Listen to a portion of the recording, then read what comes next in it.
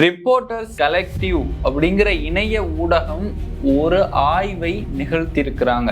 இந்த ஆய்வுல பீகார்ல கிட்டத்தட்ட லட்சக்கணக்கான போலி வாக்காளர்களை இணைத்திருப்பது அம்பலமாகி இருக்கிறது.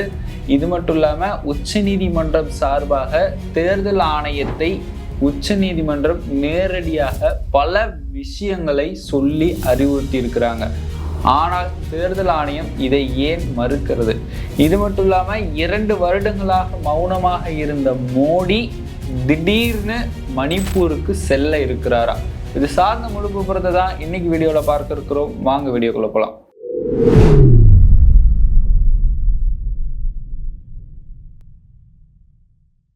கோபாசே நண்பர்களுக்கு வணக்கம். நான் உங்கள் சினா. இது அரசியல் களம். தொடர்ந்து பேசுவோம், உண்மையை உறக்க சொல்வோம். சிறப்பு வாக்காளர் பட்டியல் திருத்தங்க மிக சிறப்பா செஞ்சுட்டாங்கன்னு சொல்லணும். தேர்தல் ஆணையமும் உச்ச நீதிமன்றம் தொடர்ந்து தேர்தல் ஆணையத்துக்கு அறிவுறுத்திக்கிட்டே இருக்காங்க. ஆதார் கார்டை அந்த 11 டாக்குமெண்ட் லிஸ்ட்ல இணையுங்க, ஆதார் கார்டு இருந்தா அவரும் இந்தியாவுடைய குடிமகன் தான் அப்படின்னு சொல்லிட்டு, இந்தியாவுடைய குடிமகன் அப்படிங்கிறத ப்ரூஃப் பண்றதுக்கு தேர்தல் ஆணையத்துக்கு எந்த அதிகாரமும் கிடையாது. ஆனா அவங்க அப்படி செய்யறாங்க. யார் சொல்லி செய்யறாங்க அப்படிங்கிறது நீங்கள் அறிந்ததுதான். இதுக்கு முன்னாடி ஒரு முக்கியமான விஷயம், அண்மையில வந்திருக்கக்கூடிய செய்தி என்னன்னா, பீகார்ல இருக்கக்கூடிய தேர்தல் ஆணையத்தின் தலைமை பொறுப்பில் இருக்கக்கூடிய ஒரு அதிகாரியை காலனியால் அடித்து விரட்டிய மக்கள், காலனி அடி வாங்கி சென்ற அதிகாரி அப்படிங்கிற மாதிரியான ஒரு செய்தி வந்திருக்கு. அதற்கான புகைப்படங்கள் இருந்தா நாங்க போடுறோம், பாருங்க. இப்படியாக பீகார் மக்கள் தொடர்ந்து சுகாதாரத்துறை அமைச்சரையும் அடித்து விரட்டுறாங்க, தேர்தல் ஆணைய பொறுப்புகளில் இருப்பவங்களையும் விரட்டுறாங்க. தொடர்ந்து பீகார் மக்கள் கொந்தளித்து கொண்டிருக்கிறார்கள் அப்படின்னு சொல்லலாம். அதே மாதிரி ரிப்போர்ட்டர் கலெக்டிவ் அப்படிங்கிற ஒரு இணைய ஊடகம் பீகார்ல ஒரு ஆய்வு செய்திருக்கிறாங்க. கிட்டத்தட்ட 65 லட்சம் வாக்காளர்களை நீக்கினாங்கல்ல. ஏன் நீக்கினாங்க, எதுக்கு நீக்கினாங்கிற ஒரு காரணம் தெரியாததே ஒரு பக்கம் இருக்கு. ஆனா 3,76,000 பேரு போலி வாக்காளர்கள் புதுசா ஆட் பண்ணியிருக்கிறாங்க. அதாவது தகப்பனார் பேரு ஒண்ணுதான், அவங்களுடைய ஊர் பேரு ஒண்ணுதான், வயது மட்டும் 27, 26 அப்படிங்கிற மாதிரி.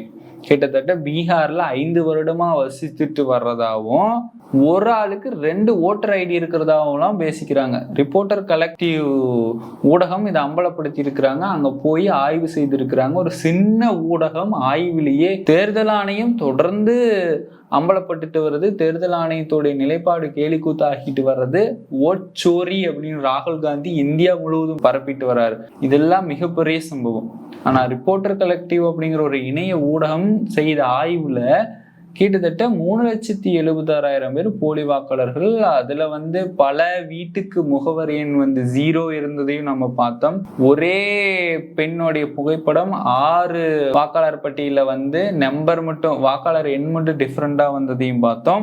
அது மட்டும் இல்லாம தந்தை பேரு, தாயார் பேரு 00, ABCD, EFGHD இந்த மாதிரியான தொடர்ந்து வந்துட்டு இருக்குதுன்னா அதற்கு யாரு காரணம்? தேர்தல் ஆணையத்தில் செயல்படக்கூடிய அதிகாரிகளுடைய பொறுப்பின்மையா, கவனக்குறைவா அப்படின்னு மக்கள் கேள்வி எழுப்புறாங்கல்ல.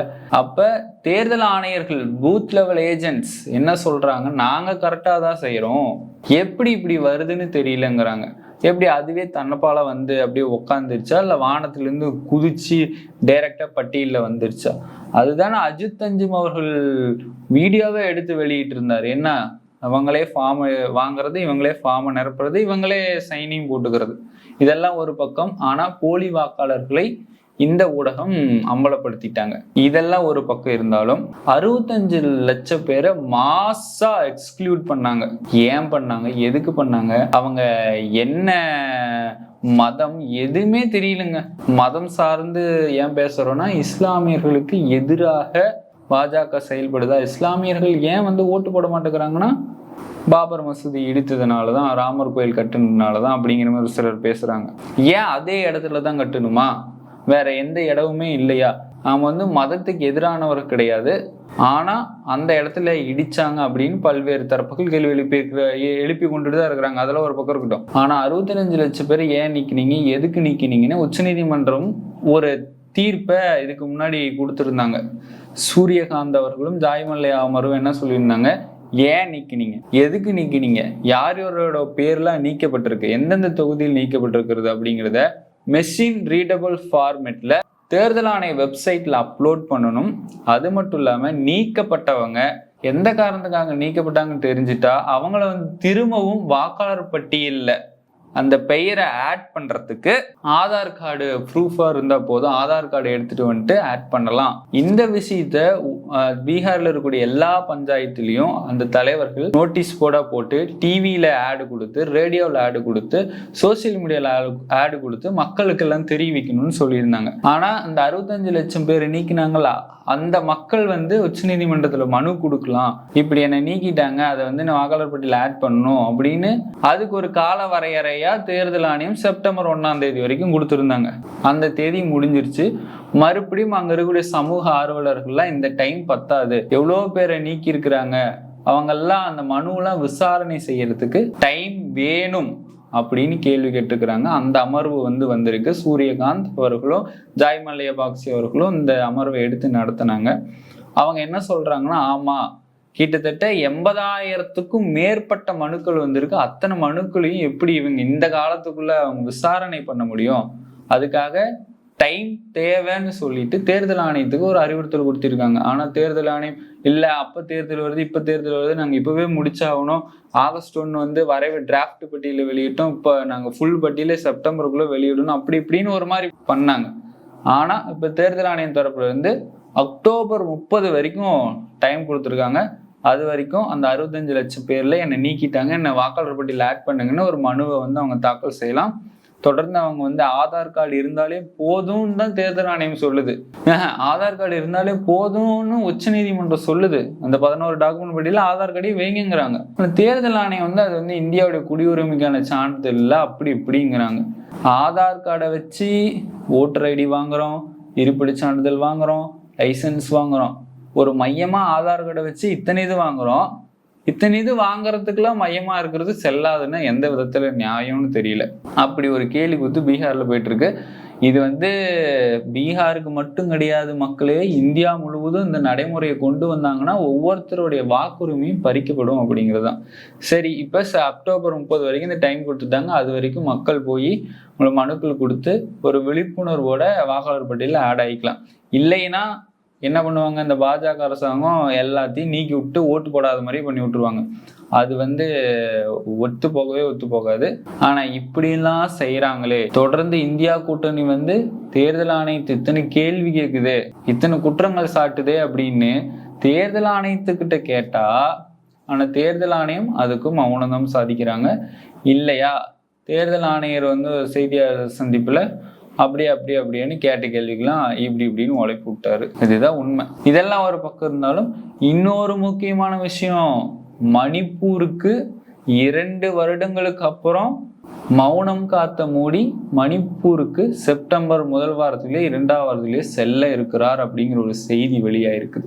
மணிப்பூர்ல இனக்கலவரம் வெடிச்சு இன்னும் அந்த துடிப்பு கூட இன்னும் அடங்கலைங்க. அந்த அளவுக்கு கலவரம் வெடிச்சிருக்கு. அதுக்கு முன்னாடி மணிப்பூருடைய கலவரத்தை என்னால கட்டுப்படுத்த முடியலன்னு சொல்லிட்டு பாஜக முதலமைச்சர் பிரேன் சிங் அவர்களே தன்னுடைய பதவியை ராஜினாமா செஞ்சுட்டு போனாரு.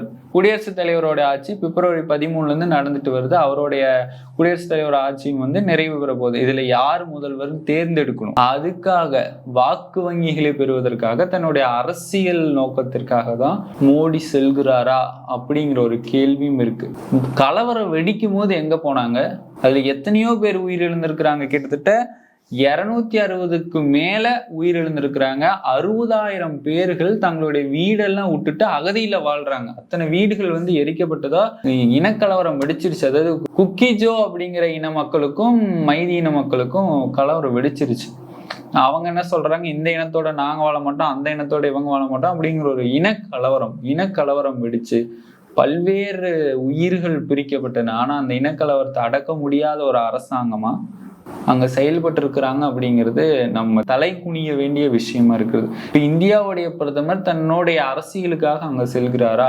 இப்ப இத்தனை நாளா ஏன் மௌனம் காத்துட்டு இருந்தாரு, இப்ப ஏன் போறாருன்னு தொடர்ந்து மக்கள் கேள்வி எழுப்ப தொடங்கி இருக்கிறாங்க. அங்க போய் அவர் என்ன பேசுவாரு? மறுபடியும் பாஜக தான் அங்க ஆட்சியை பிடிக்குமா? பாஜகவை சேர்ந்த முதலமைச்சரை அங்க போடுவாங்களா? போட்டாங்கன்னா மறுபடியும் இனக்கலவரம் இப்பதான் கொஞ்சம் அடங்கி இருக்கிற மாதிரி தெரியுது, மறுபடியும் வெடிக்குமா அப்படிங்கிற கேள்விகள் எல்லாம் மக்கள் மத்தியில எழும்பியிருக்கு. பிரதமர் அவர்கள் அங்க போய் என்ன பேசுவாரு?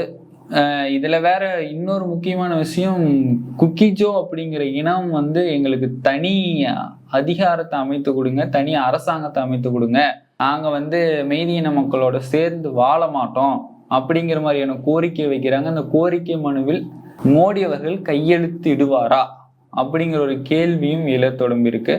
ஆனா மெய்தி இன மக்கள் வந்து கொந்தளிச்சிட்டு இருக்கிறாங்க. ஒரு இனக்கலவரம், இந்த நாடு வந்து இந்தியாவுடைய ஒற்றுமை அப்படின்னு சொல்றோம், ஒற்றுமையே பலம்னு சொல்றோம். ஏன் மணிப்பூர்ல இந்த மாதிரியான இன கலவரங்கள் நடக்குது? இனத்துக்கு ஏன் இந்த மாதிரி கலவரம் நடக்குது? அதுவும் இல்லாம அங்க பெண்கள் பல பேர் பாலியல் வன்கொடுமைக்கு உட்படுத்தப்பட்டு எவ்வளவு பேர் உயிரிழந்திருக்கிறாங்க. அப்படி இருக்கக்கூடிய மணிப்பூர் பகுதிக்கு இத்தனை வருடமாக 2 வருடமாக மௌனம் காத்த இந்திய பிரதமர் இப்ப செல்வது எதிர்கட்சிகள் வந்து கண்டனத்தை தெரிவித்திருக்கிறாங்க. இப்ப செல்றது வந்து வெறுமனே வாக்குக்காக தான், வாக்கு அரசியலுக்காக தான். அவர் வந்து அரசியலுக்காக தன்னுடைய பிம்பத்தை மாத்திக்கிறாரு, மறுபக்கம் வேற மாதிரி இருக்காரு. அப்ப கலவரம் நடக்கும்போது அப்பவே போயிருக்கணும் அப்படிங்கிறாங்க. அப்பவே போயிருந்தா இவர் ஏதோ ஒண்ணு பண்ணியிருப்பாங்களான்னு தெரியல. அந்த அளவுக்கு கலவரம் வெடிச்சு கொண்டு இருக்குது.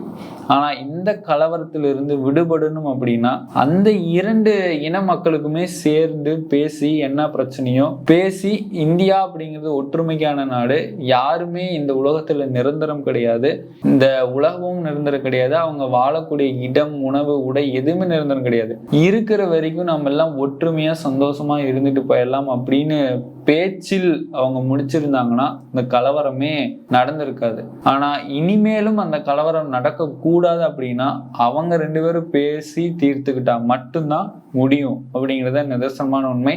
இந்த வீடியோ நீங்க ஃபுல்லா பார்த்துருந்தீங்கன்னா உங்களுடைய நண்பர்களுக்கு ஷேர் பண்ணிருங்க. உங்களுடைய கருத்துக்களை மறக்காம கமெண்ட் பாக்ஸில் தெரிவிச்சுட்டு போங்க. மீண்டும் ஒரு அரசியல் காலத்தில் நான் உங்களை சந்திக்கிறேன். அதுவரையும் உங்களிடமிருந்து விடைபெறுவது நான் உங்கள் சின்ன.